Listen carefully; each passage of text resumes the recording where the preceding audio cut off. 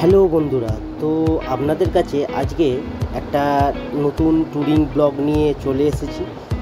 তো আজকে আমাদের ডেস্টিনেশন আপনারা জানেন, হেডিংয়ে দেখতেই পাচ্ছেন কোথায় আমরা যাচ্ছি। তো এটাও বলে দিই, আজকে আমাদের ডেস্টিনেশন আছে কুরুম্বিরা দুর্গ ও মোগলমারি বৌদ্ধ বিহার। তো এত গরমের মধ্যেও আমরা এই সবে কিছুক্ষণ আগে বেরোলাম, তো প্রচুর পরিমাণে গরম। আজকে আমি একটা নতুন গ্রুপের সঙ্গে যেতে চলেছি। তো ওনারা আমাকে হোয়াটসঅ্যাপে ওনাদের লোকেশান শেয়ার করে দিয়েছে। ওনারা একটু দূরে আছেন, হাই রোডেতেই এখন ওনারা আছেন।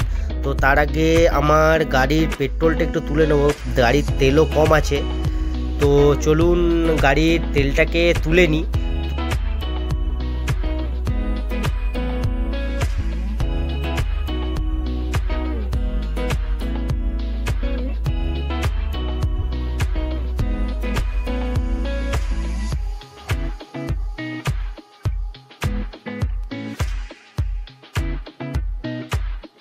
গাড়ির তেলটা তোলা হয়ে গেল, আমি এখন বেরিয়ে গিয়ে একটু দাঁড়াবো, তারপরে ওনারা আসছে, ওনাদের সঙ্গে আমি জয়েন হয়ে যাব। তো আমাকে একটু হয়তো দাঁড়াতে হতে পারে।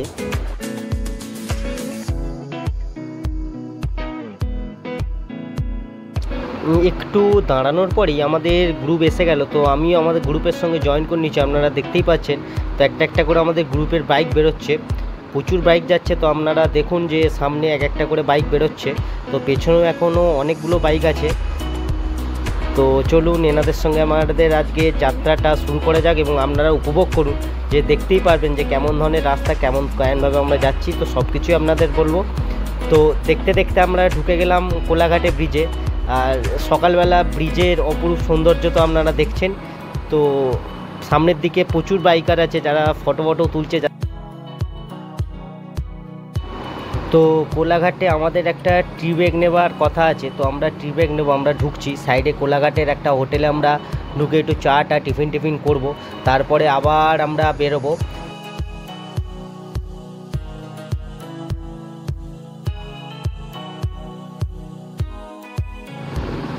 আমরা হাইওয়ে থেকে বেলদা বাইপাসে ঢুকে গেলাম। তো এখন আমরা যেই রোডটা আছি এটা হলো বেলদা বাইপাস। তো এইটা ধরেই আমরা এখন এগোতে থাকবো। এখানে যে হোর্ডিংটা দেখাচ্ছে, এই হোর্ডিংটায় দেখা যাচ্ছে এখান থেকে ঝাড়গ্রাম, মেদিনীপুর, খড়গপুর আপনারা সব জায়গায় যেতে পারবেন। এখান থেকে ঝাড়গ্রাম দেখাচ্ছে প্রায় ৭৭ কিলোমিটার।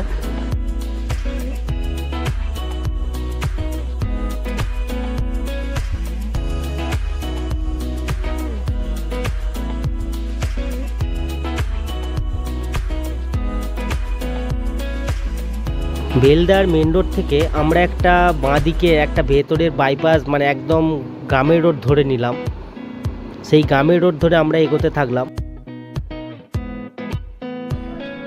হ্যালো ফ্রেন্ডস, আজকে আমরা চলে এসেছি পশ্চিম মেদিনীপুরের বেলদা কুরুম্বেরা দুর্গে। তো কুরুম্বেরা দুর্গ কেমন ধরনের, কী কী দেখতে পাবেন, এখানটা কেমন ধরনের পরিবেশ, সব কিছু আমরা দেখাবো। তো চলুন দেখা যাক। তো এটা হলো মেন গেট, আর আমাদের সব বাইক, ওখানে বাইকারদের বাইক সব দাঁড় করানো আছে। এটা হলো মেন গেট, এটা পুরো পাঁচিল দিয়ে ঘেরা। তো চলুন আমাদের ভেতর দিয়ে দেখানো যাক।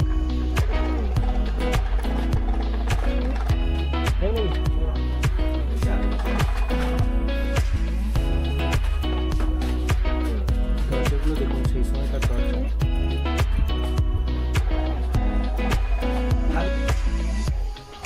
অসম্ভব সুন্দর। তখনকার সময়কার একটা পুরনো নিদর্শন।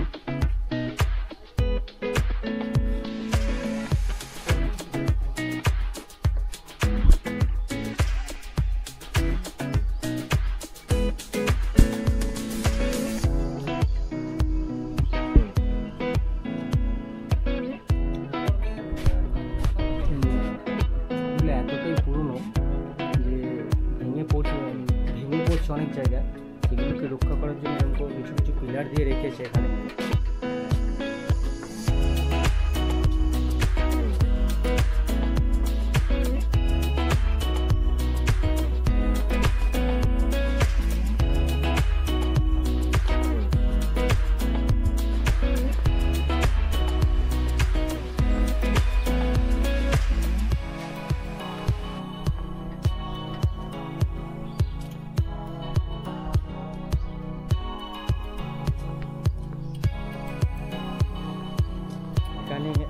এসে কিছুক্ষণ টাইম কাটাতে ভালোই লাগবে। খুবই সুন্দর আর খুবই শান্ত পরিবেশ। ভেতরগুলো আপনারা দেখছেন, ভিতরে আপনারা বসে থাকতেও পারবেন।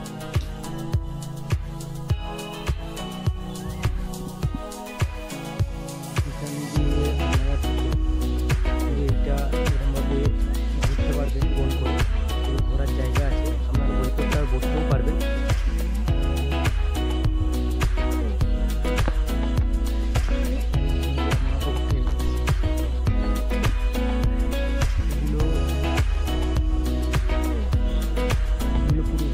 একটা বড় রুম টাইপের করা রয়েছে।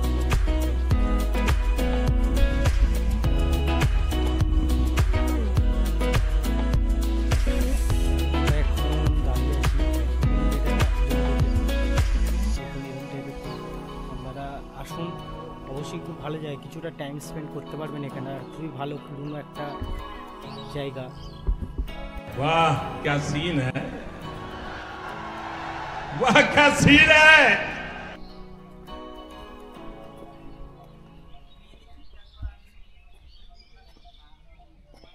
কুরুম্বিরা ফুটে আমাদের ঘোরা হয়ে গেল, তো আমরা বেরোবো। আর আমাদের সব গাড়ি রেডিও হচ্ছে। তো অনেকক্ষণ এখানে বসেছিলাম, এই গাছটার তলায় অনেকক্ষণ বসে থাকতে বেশ ভালো লাগছিলো, তো অনেকক্ষণ বসেছিলাম। তো অবভিয়াসলি এবারে বেরোনোর সব পরিকল্পনা চলছে, বেরিয়ে পড়বো। বেরিয়ে পড়ে আপনাদের নেক্সট স্টেশনে আপনাদের সঙ্গে দেখা হচ্ছে।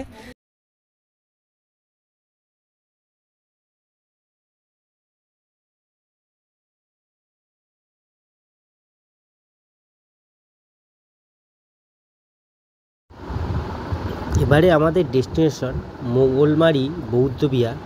তো মোগলমারি বৌদ্ধবিহার যাওয়ার আগে যেই রাস্তাটা ভেতর দিয়ে আমরা যেই রাস্তাটা যাচ্ছি, সেই রাস্তাটার এবং অপরূপ সৌন্দর্য দেখতে দেখতে এবং উপভোগ করতে করতে যাচ্ছি। সত্যিকারই আপনারাও দেখতে পাচ্ছেন যে ধান ক্ষেতের মধ্যেখান দিয়ে আমাদের গাড়ি যাচ্ছে, আর রাস্তাটাও খুবই সুন্দর।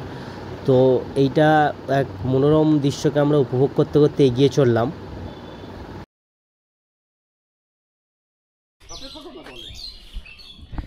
হ্যালো ফ্রেন্ডস, আমরা কুরুম্বিরা ফোর্ট থেকে মঙ্গলমারি চলে এসেছি। এখানে মঙ্গলমারির যে ইতিহাস, যে স্থাপত্য এখানে গড়ে উঠেছে, খুঁড়ে পাওয়া গেছে, তার কিছু নিদর্শন এখানে আছে, সেইটা আমরা দেখাবো। এখন যে এখানে দাঁড়িয়ে আছে, এইটা হলো পার্কিং জোন, খুবই বড় পার্কিং জোন। আপনারা 4 চাকা এখানে পার্কিং করতে পারবেন।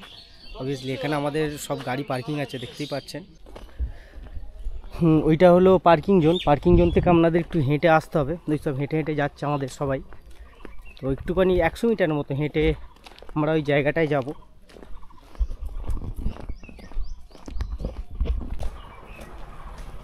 এখান থেকেই পাঁচিল শুরু হচ্ছে।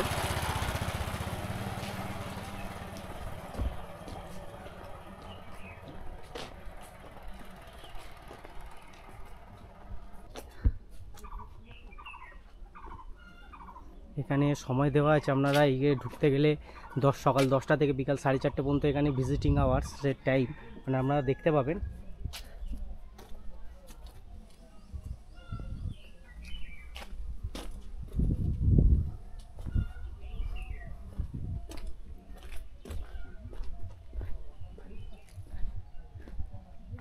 এখান দিয়ে ঘুরে ঘুরে আপনারা দেখতে পাবেন।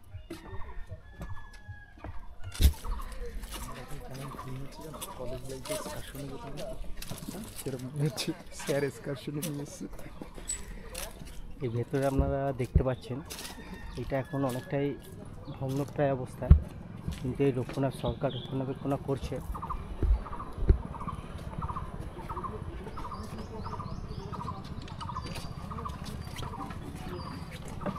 পেছনে সবাই শুনতে পাবে। এই যে ডেকোরেশন ব্রিকগুলোর কথা যে বলেছিলাম, দেখুন আপনারা নিচের দিকে তাকান, দেওয়ালের দেখুন নানা রকম ডেকোরেশন, নির্দিষ্ট দূরত্বে আল্লাহ আল্লাহ ডেকোরেশন বদলে গেছে। এখানে এক ধরনের ডেকোরেশন, ঠিক একটা ছোট্ট দূরত্ব পেরিয়ে গেলে আবার এক ধরনের ডেকোরেশন দেখতে পাবো।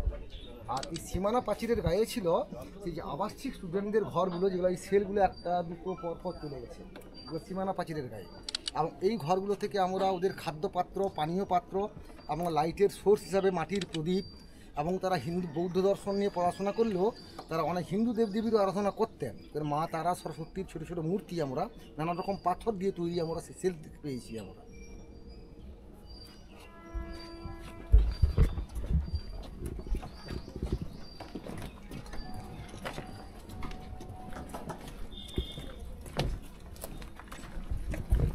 এখানকার ডেকোরেশন আলাদা, ওখানকার ডেকোরেশনটা আলাদা, সেখানে ডেকোরেশনটা আলাদা। একটা নির্দিষ্ট দূরত্বে ডেকোরেশনটা বদলে গেছে। আর স্টাকো কথাটা যেটা বলেছিলাম, এগুলো ছিল সেই স্টাকো অলঙ্করণ, যেগুলো আমাকে ওই সেটটার ভেতরে গেলে আপনাকে বেশি করে দেখাতে পারবো আরও আমি। এগুলো ছিল স্টাকো অলঙ্করণ। আর এইগুলো ছিল সেলগুলো, এই যে সেলগুলো দেখছেন কন্টিনিউ, এটা মানে প্রাচীর, মানে বাইরের প্রাচীরের ধারে ধারেই এগুলো ছিল।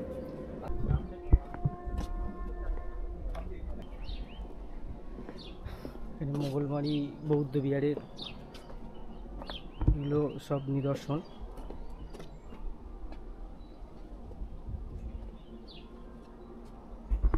এখানে আর একটা মাটি খুঁড়ে একটা নিদর্শন পাওয়া গেছিল, সেটাকে এরমভাবে ছাউনি করে রেখে দেওয়া হয়েছে।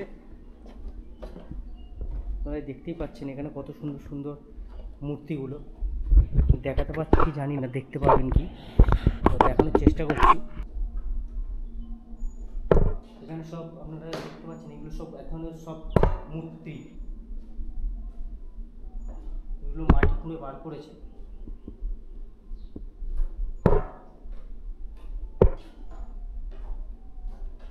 আমরা এখন মোগলমারি মিউজিয়ামে প্রবেশ করছি। এটা মোগলমারি মিউজিয়ামের প্রবেশদ্বার, তো আমরা ঢুকছি।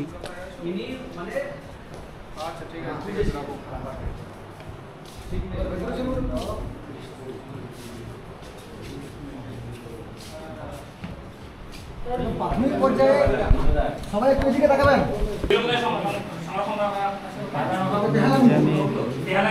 মাটির অনেক কিছু সংরক্ষণ করা আছে।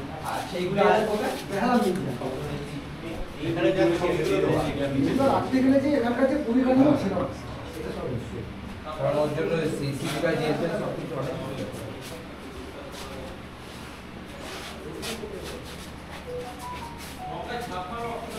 ওই মাঠটা এই হয়েছে।